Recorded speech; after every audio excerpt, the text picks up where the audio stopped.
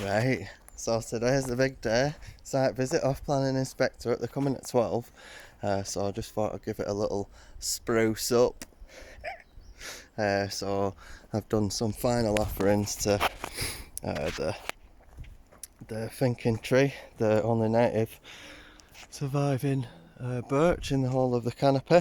I've surrounded it with holly because I've been consulting the oracle. I made myself some little divination views. I don't think I'd do that, but it just helps you learn the symbolism of the Ogham a bit quicker, because you put the 20 symbols of the ancient Irish alphabet in a little bag, shake them up, and each day you draw one, and then you focus your intent on that symbolism for the day. So it's a daily practice for you, so it's embedded, so it further reinforces this mind palace that you're building up of the 20 locations with the trees. Anyway, so here, so we got I drew holly yesterday, and the symbolism for holly is kicking some ass. The Holly King, he's immortal, and at a certain point in the year, he fights the Oak King. The Oak King's bound to die, he's mortal. You can see this through the trees, because holly's an evergreen and it's spiky, and oak's leaves fall off the tree when it's ready. So it's one guy immortal, one guy dies, but then they have goes and turns at ruling part of the year. Anyway, so it's a symbol of protection from your enemies, kicking some ass, because you can make good spears out of it. This is the symbol for holly. So I went and I'd already got a holly spot in mind, because I've done reef making workshops down at Shenkido, and I collected it before for some other things. But I hadn't chosen my tree in the area, so I chose my tree in the area. And then today, holly came out the bag again. So there must be something in the air. And I'm taking it as I've already got this in the bag. But we'll see. Don't get your chickens and all that. So we've got a circle of holly, and then bramble, because we're in the time of bramble, until this is the last day of bramble, and then we're going to ivy.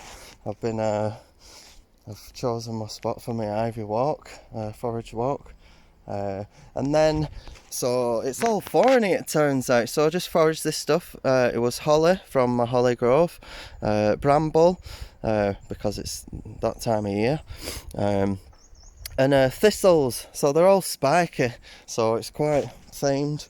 I didn't intentionally choose them like that. I just and then I've had a little rake, just to I suppose it's like sweeping, like just a cleansing area and that. And then so it took me 2 little trips, because all my intention was really is just to go and find my holly tree. But then I ended up collecting enough to surround all this with holly as well. So it looks all pretty. So that's nice. So the plants have, got ripped up and stuff like that, but at least we've got some little bit of greenery there in the form of some earthite. So it's surrounded. This is the rowan tree, circle for 42 rowan trees surrounded by holly as protection and symbolism of kicking some ass. And in the middle, just foxglove, and then we've got alder, we've got bull thistle, and then this yellow loosestrife, and I think that's it. But this is the area where we had like big fires, and then I've made these stoves that make charcoal, I'm not zoomed into my face, am I? That make biochar. So we're going to have a workshop to make leaf curd. That's a vegan protein that you can make out of ash leaves and nettles. Every time we use the stoves, it'll make biochar, and then we can chuck biochar all over here, and it'll do what the charcoal did to there, amend the soil, and it's full of porous, there's in a handful of charcoal, there's like an acre of surface area, so it's like little caves for the mycorrhizal and beneficial beasties for the soil.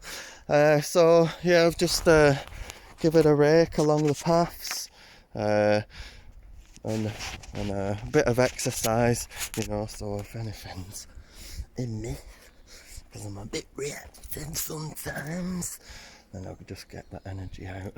And the pond's looking good, look at that, full. So there's lots of life in there, and it's all looking good. So let's see how it goes there. Oh yeah, so I came up yesterday, and again,